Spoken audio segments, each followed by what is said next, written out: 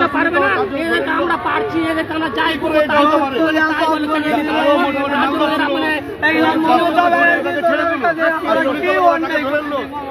আসামি হয়ে গেল সে কিছু অন্যায় না, ভোট দিচ্ছি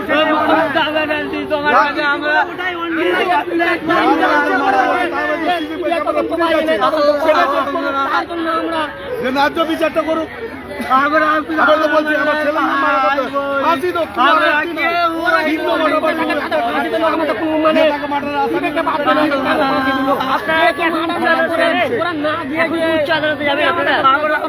ছেলের নাম কি? প্রেম করতে হবেই করতে যাবো। আল্লাহ, আমরা লোকের গায়ে ভিক্ষা চেয়েছে। কি সাজা হয়েছে শুনেছেন? কি সাজা হয়েছে? আমার মেয়েরা মারান করে দিদি। আল্লাহ, মমতা হবে না যে তোমার আমরা কি ক্ষতি করেছি আল্লাহ, তোমরা কে নেই আমরা রাজনীতি করি না দি আল্লাহ।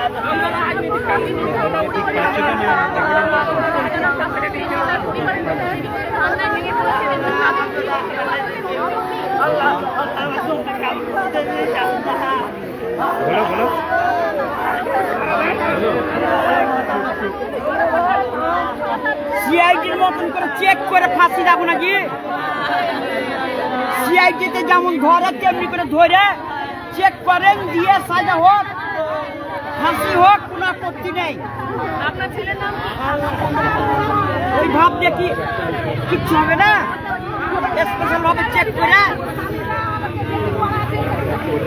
স্পেশাল ভাবে চেক করে ফাঁসি দাও না, কোনো ব্যাপার নেই। আমার ছেলে যদি হোক আর কেউ ছেলে হোক, মার্ডার করে থাকে তাকে সাজা হোক, তার ফাঁসি হোক, আমি চাইছি। আর আমাদের ছেলেকে অন্যায় করেনি, যাতে কেন সাজা খাবে? কাকে সন্দেহ করছেন এই মার্ডারের পেছনে? কাকে চোখকে দেখিনি রে বাবা, কেমন করে কব? আমি তো কারোর দুয়ারে যাইনি, কারোর দুয়ার দেখুন তোর চোখে দেখুন।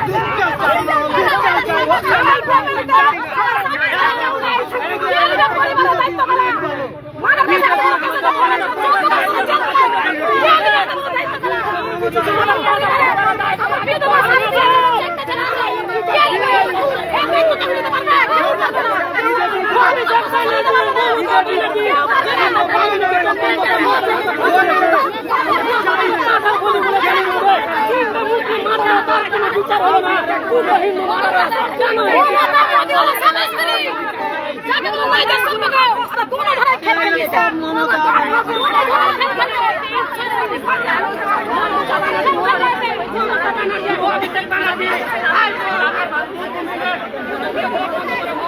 প্রিয় দর্শক মণ্ডলী, আপনারা দেখছেন জঙ্গিপুর টাইমসের ফেসবুক লাইভে। এই মুহূর্তে মুর্শিদাবাদ জেলার জঙ্গিপুর মহকুমা আদালত চত্বর থেকে আপনাদের এই ক্ষোভের একটা ছবি আপনারা দেখছেন। সাজা ঘোষণা হওয়ার পর থেকে একেবারে সাজাপ্রাপ্তদের আত্মীয় পরিজন কার্যত আদালত চত্বরেই ক্ষোভে ফেটে পড়েছেন। তাদের বলছেন তারা সঠিক বিচার পাননি, তারা সিবিআই দিয়ে তদন্তের দাবি তুলছেন।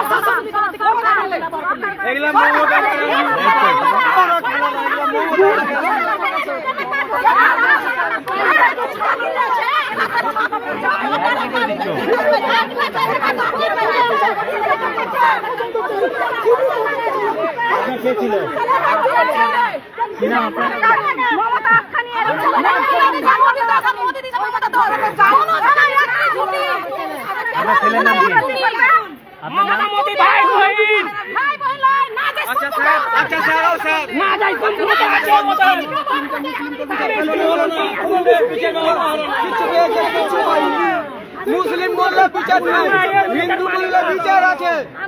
এটাই তো মমতা ব্যানার্জি বিচার, এটাই তো ভারতবর্ষের আইন, এটা তো ভারতবর্ষের আইন। এখন একটা পথ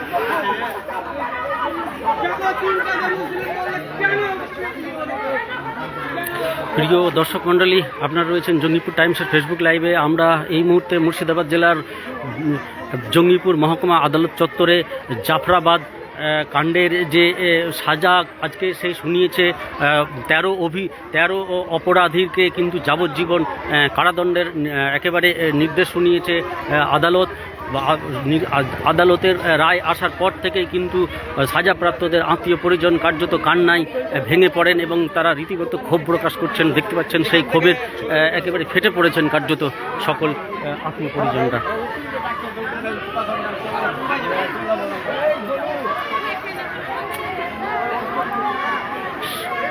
মুর্শিদাবাদ জেলার শামশেরগঞ্জ জাফরাবাদ কাণ্ডে ওয়াকফ আইন প্রত্যাহারের দাবিতে যে বিক্ষোভ আন্দোলন ছড়িয়ে পড়ে, সেই আন্দোলনে কিন্তু হরগোবিন্দ দাস ও চন্দন দাস খুন হন। সেই খুনের সাজা আজকে ঘোষণা করা হয়েছে।